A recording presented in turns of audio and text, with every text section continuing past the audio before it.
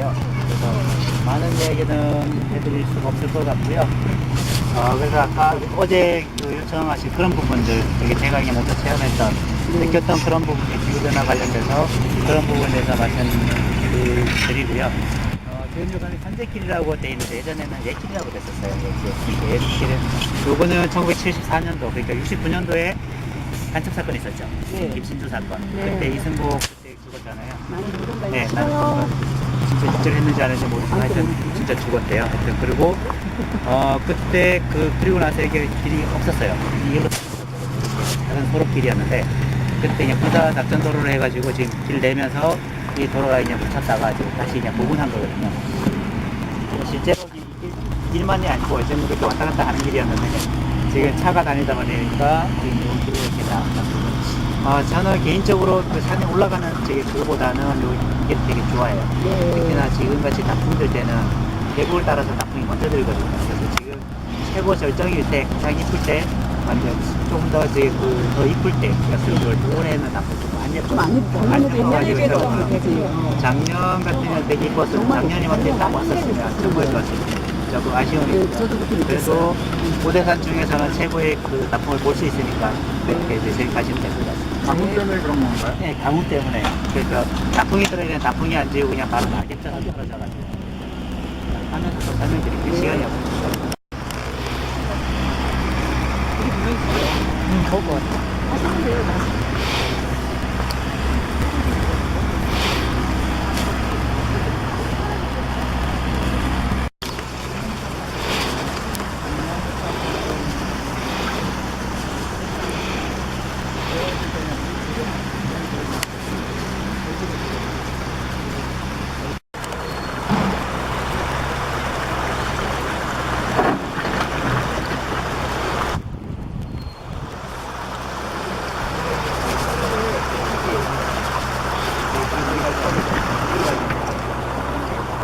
여기도 마찬가지로 예전에는 되게 탱긋탱긋한 느낌이 있었어요. 근데 타임 보면 OMB 있잖아요.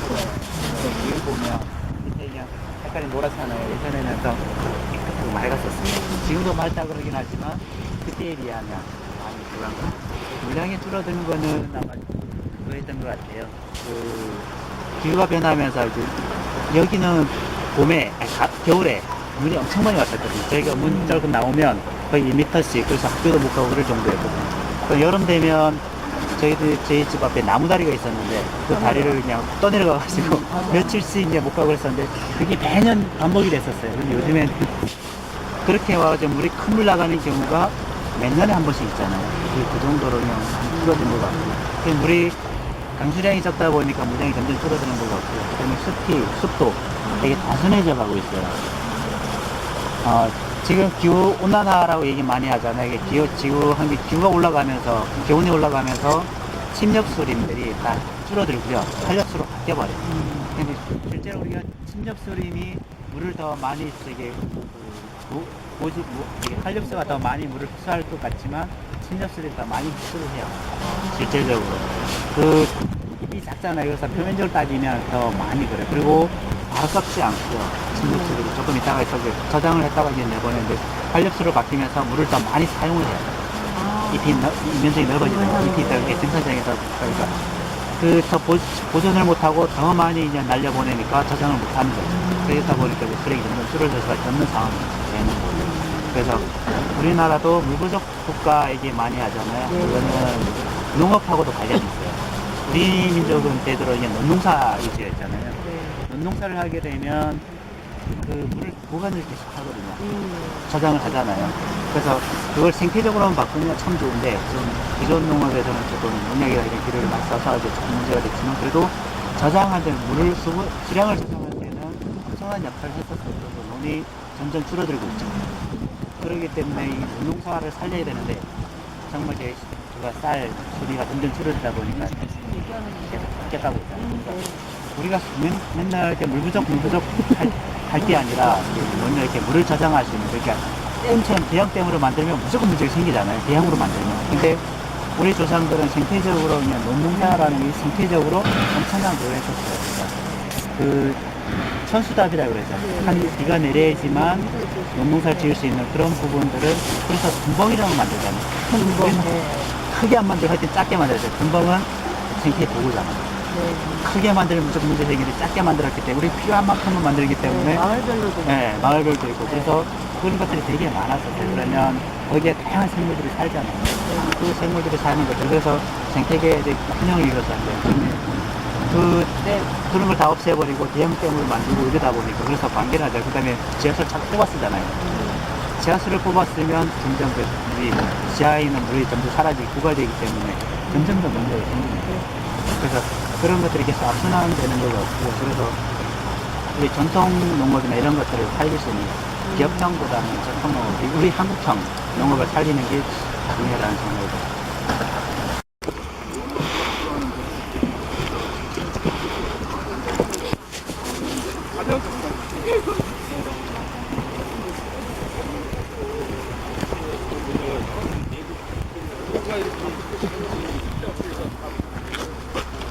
어쨌든 보내고 우리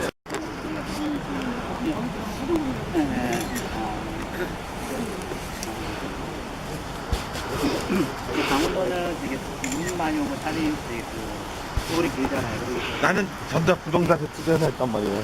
이제 집을 지을 때 되게 낮게 지어요. 좀 낮고 그다음에 자연 있는 재료들이 가지고 집을 지고 농화집은 넓어 반대를 만들어가지고 지붕을 이어가지고 농화집. 그다음에 집 형태를 보면 이렇게 길집이라고 해요. 나무를 이렇게 딱. 그래서 우리 조상들이 사용한 것은 자연에 있는 재료를 가지고 자연을 풀어가지고 만들었어요. 좋아도 나중에 그러면 시간이 지나면 자연을 돌아가는 분야가 지금 우리가 지금 콘크리트 같은 이런 것들은 자연으로 안 들어가는 오래 걸리거든요. 오래 돌아가고 그 다음에 한의오염 스팅스 들어가요. 우리 조상들이 했던 신체적인 산소 돌아가면 자연의 문제는 그 다음에 그런 걸 지키기 위해서는 시간만큼 하죠. 지금은 우리는 엄청나게 불필요하게 너무 많이 써요. 과하게 쓰고 그러기 때문에 집에 좀 더 아파가지고 여기 올 때마다 볼 때마다 이제 좀 힘들어요.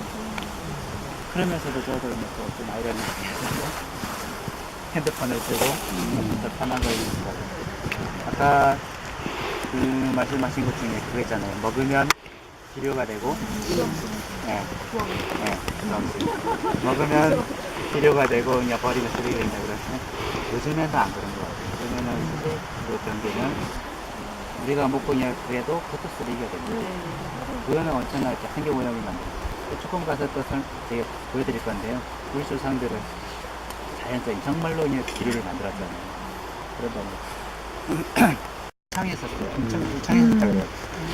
1970년대까지만 해도 이 전나무, 여기 전나무가 되게 많거든요. 전나무가 거의 아름들이 많았었대요.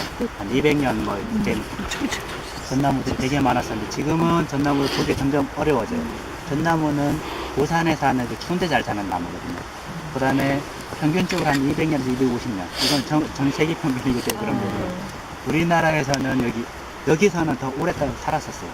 전나무 숲에 가면 되게 멋있는 전나무 숲길 가면 600년 산 전나무가 있어요. 그 정도로 살기 좋았었는데 점점 이제 전나무가 보기 힘들어지고요. 온도가 높아지면 그 다음에 한렵수림으로 지금 다 바뀌어가고 있어요. 한렵수림이 조금 난대림 쪽이잖아요. 그래서 한렵수림이 많아졌다 그러면 온도가 좀 올라가겠다 이렇게 보시면 돼요. 침엽수가 쏘면 온도가 좀 올라가겠다고 보시면 돼요. 그래서 여기도 지금 침엽수가 되게 많았었는데 점점 없어지고 한렵수로 다 바뀌어가고 있어요. 그래서 특히나 소나무 같은 경우는 2090년이 되면 강원도 일대 고산지대에서만 조금 볼 수가 있고요. 다 우리나라 전역에서 거의 사라진다고 보시면 이제 그렇게 연구가 되고 있습니다. 그거는 그 가뭄 스트레스 때문에 소나무들이 못 산다 그러거든요. 그래서 집단 고사하고 이제 그런 경우들이 겨울 동안 너무 그거 하니까 온도가 올라가니까 그때 식물들은 호흡을 하잖아요. 호흡을 하는 에너지를 사용하게 되죠. 그때 물을 많이 쓰게 되는데 그때 그냥 그 겨울에 눈이 많이 안 오거나 비가 많이 안 오기 때문에 가물잖아요. 그러면 에너지를 써서 그냥 끌어올려야 되는데 그 에너지를 쓰기 때문에 점점 약해지기도 하고 자체가 약해지고 그다음에 물이 못 끌어올리니까 이게 점점 이제 죽어가요. 그러면 면역력이 약해져서 병해충에 좀 병해충에도 잘 약해. 걸리는 거예요. 병해충에 약해지는 부분도 있는데 그거는 병해충과 또 다른 문제는 뭐냐면 그런 부분이에요. 기후가 올라가면서 겨울 동안에 얼어 죽어야 되거든요. 네. 얘네들이 얼어 죽고 균형을 맞춰가야 되는데 기후가 그냥 바뀌다 보니까 얘네들이 이제 겨울에 죽지를 않는 거죠. 그래서 균형이 안 맞춰지는 거죠. 그런데다가 온도가 올라가다 보니까 점점 빨라지잖아요. 꽃 피는 시기 이런 게 빨라지잖아요. 빨라지면 곤충들이 곤충들은 따라갈 수가 있어요. 그 기후 변화에 따라갈 수가 있는데 식물들은 기후가 그냥 바뀐다고 천천히 바뀌면 그 반응에 적응해 가는데 요즘에 같은 경우는 급격히 바뀌어버리면 식물 자체가 따라가지는 못하는 거죠. 특히나 요즘에 개나리가 가을에 많이 피는 거 볼 수가 있잖아요. 그거는 기후에 적응을 못했기 때문이거든요. 그런 현상이 계속 나타나면 식물 자체가 약해지거나 아니면 꽃을 피우고 나면 개가 꽃을 피우기 위해서는 5월달이나 6월달에 준비를 하거든요. 거의 겨울눈을 다 만들거든요. 내년에 꽃이라든가 이런 거 다 만드는데 꽃이 피우고 나면 없어지는 거죠. 그런 상황이 계속 반복되다 보면 봄에 꽃을 못 피우게 되는 거죠. 꽃을 못 피우면 벌이나 곤충들이 또 그냥 거기에 적응 못해서 또 바뀌는 거죠. 그래서 동물이나 이런 것들은 쉽게 그냥 빨리 적응할 수가 있는데 식물들은 천천히 바뀌잖아요. 그러니까 그 차이, 그 갭이 생기게 되면 곤충들하고 그냥 그 식물들의 그 갭이 생기게 되면 적응을 못해서 그래서 제선충 같은 경우도 창궐하고 이런 이유가 그런 것들이에요. 기후에. 그러니까 식물들이 거기에 대해서 면역력을 가지고 적응을 해야 되는데 적응을 못하게 되는 거죠.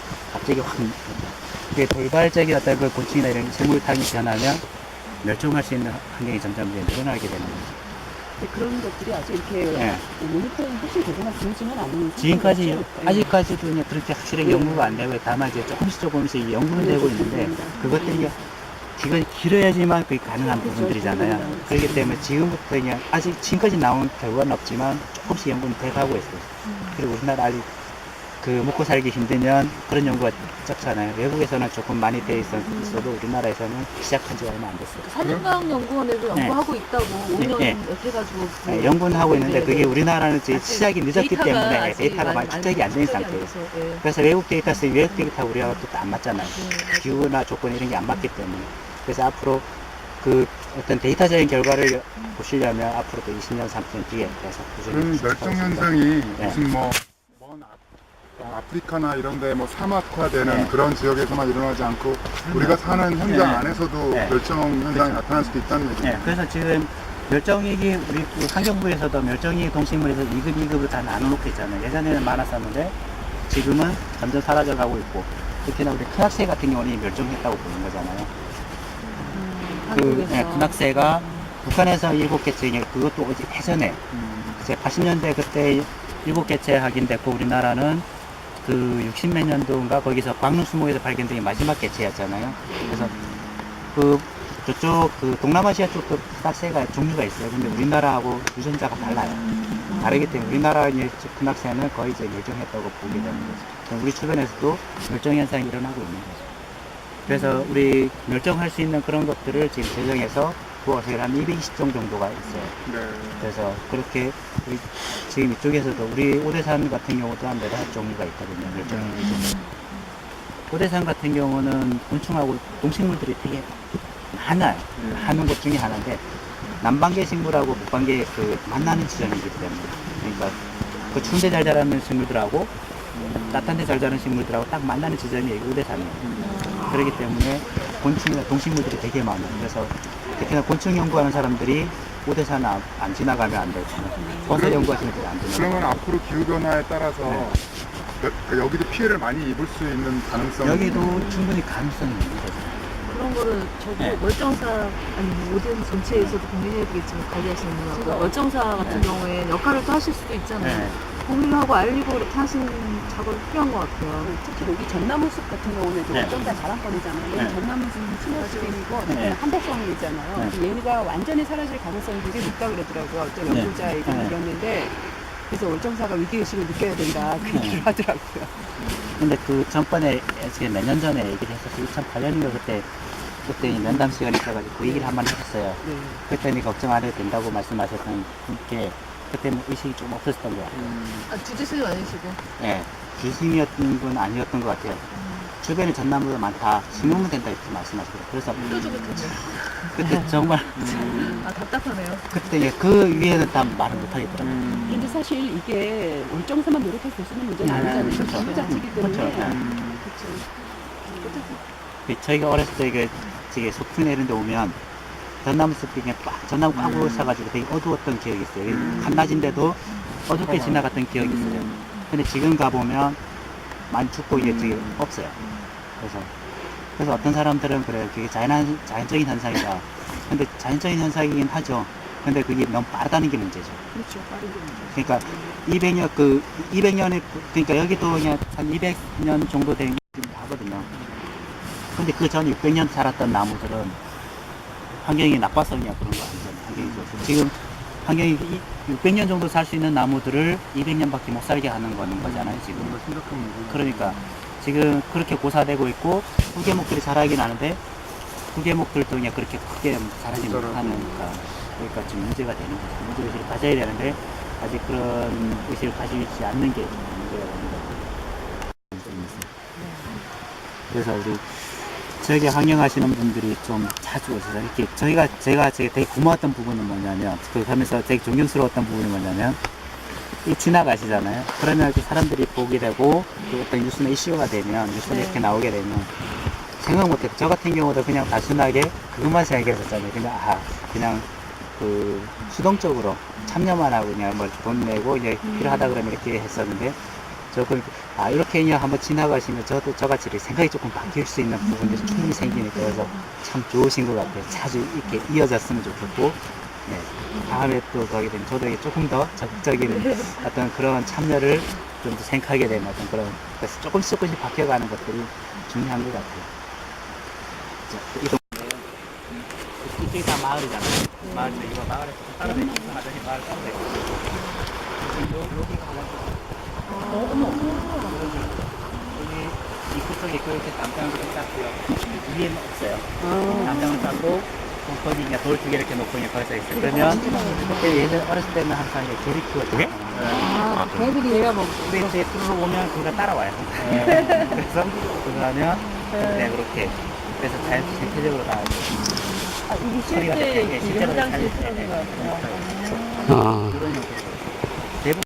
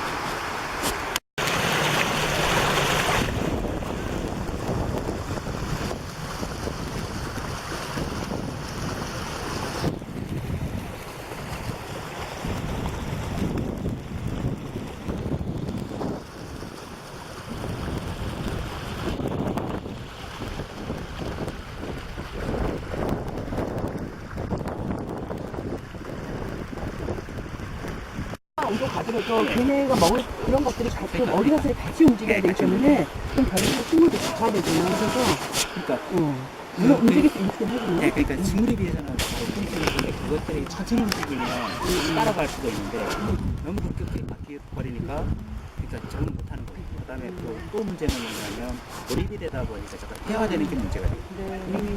폐화되는 고립되다 보니까 네. 그러니까 유전적으로 이게 전부 다 이게 당연히 유전자가 다양해야 되는데 유전자가 다양해지다 보면 그러니까 좋은 것보다는 나쁜 것도 다 다양해요. 우리나라 같은 경우는 굉장히 유전적으로 다양해져 있고 그러니까 동성동끼리 하다 보면 유전적으로 열성적인 그렇죠.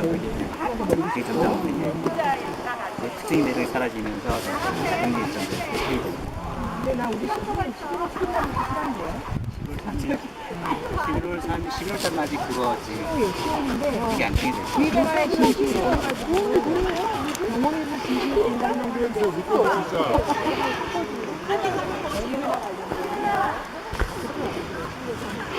굉장히 많아. 이 물고기는 뭐예요? 발견이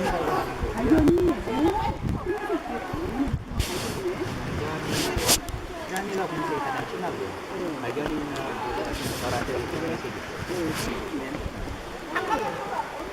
그다음에 여기 홈페이지가 있는 금강모치가 있고 금강모치, 미국인에 사는 금강모치. 얘네들은 다 발견이 그러니까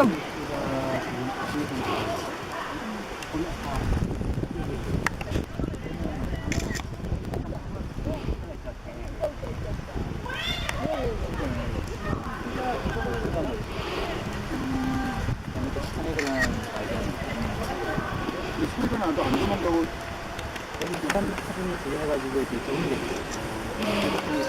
그런 힘 중에 하나예요.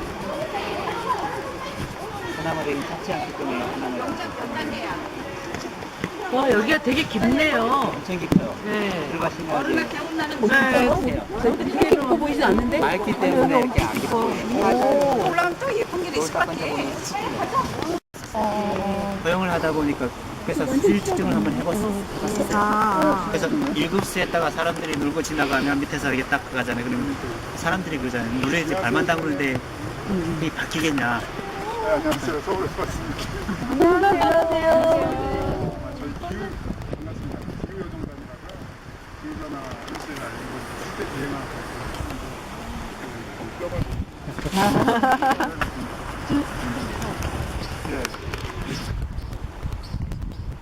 저희 단장님이세요. 저희 기후 여정단 단장님이세요. 그랬더니 그 차이가 확실히 나는 거예요. 우리 1급수에다가 사람들이 이렇게 놀고 지나가면 급수량이 갑자기 툭 떨어지는 거예요. 2급수, 3급수. 그러니까 우리 사람이 얼마나 이렇게 오염을 많이 시키는 들어가는 것 자체가 발 담그는 자체가 그냥 생태계에 무해인데 누가 그러더라고요. 사람은 생태계에서 유해한 존재라고. 생태에 무익한 존재라고 말해요. 유해한 존재다. 맞아. 여기 수영하면 뭐 벌금 물어요? 얼마나? 저희가 들어오는 것 자체가 저희 벌금이고요. 근데 지금 여기 탐방로기 때문에 여기는 괜찮은데 물에 들어가면 한 30만 원. 30만 원 벌었어요. 우리 다 30만 원 벌은 거야. 오. 그러는데 그걸 올리는 게 아니고 마저끼리 썩는. 그래서 저는 항상 거꾸로 얘기하죠. 여기는 산삼 썩은 물일 수도 있다. 여러분들은 몸에 좋은 맨날 물을 좋다고 하는 것들을 막 먹지 않느냐. 그것들이 이제 떨어져서 썩어서 몸에 더 좋을 수 있고 이제 먹지는 마시고. 이렇게 떨어진 낙엽을 또 분해하고 먹는 애들이 있거든요. 엽새우라든가 뭐. 엽새우라든가 날도래나 이런 것들이 먹고 있어요. 그래서 그런 것도 되게 중요해요. 굉장히 중요하더라고요. 얘는 없어지면은 이런 수생충 체계가 이게 완전히 완전히 망가져버리고. 여기 안에 치어들도 있고 그런데. 이렇게 치어들 쪽에서 그냥 그 알을 낳거나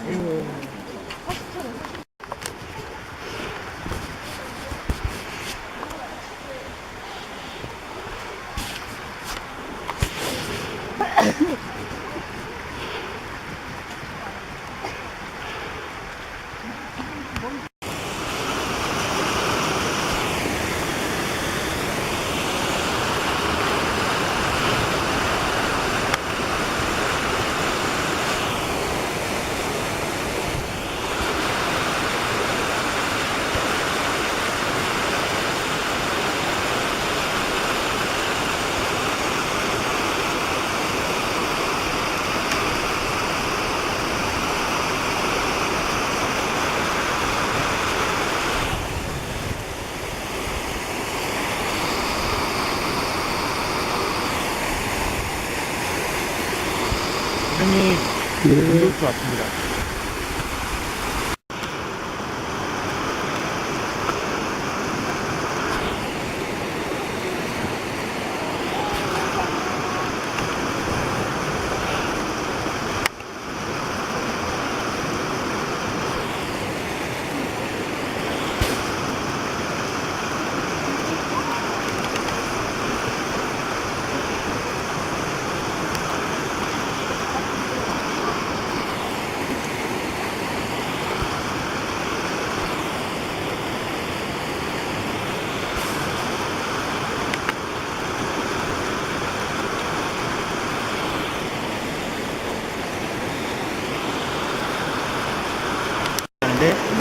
실제로는 막상 와보면 자꾸 개발되고 있거든요. 그래서 참 그런 부분이 있는 것 같아요. 양면에 아닌 부분. 그래서 저희는 어쩔 수 없는 게 아니죠. 필요한 거죠. 꼭 필요한 거죠. 그래서 우리는 부정적으로 얘기하죠. 조심하십시오. 죽은 건가요? 아니면 그냥 먼저 놔뒀던 건가요? 아, 날렸던 거예요. 그냥 날렸던 거예요.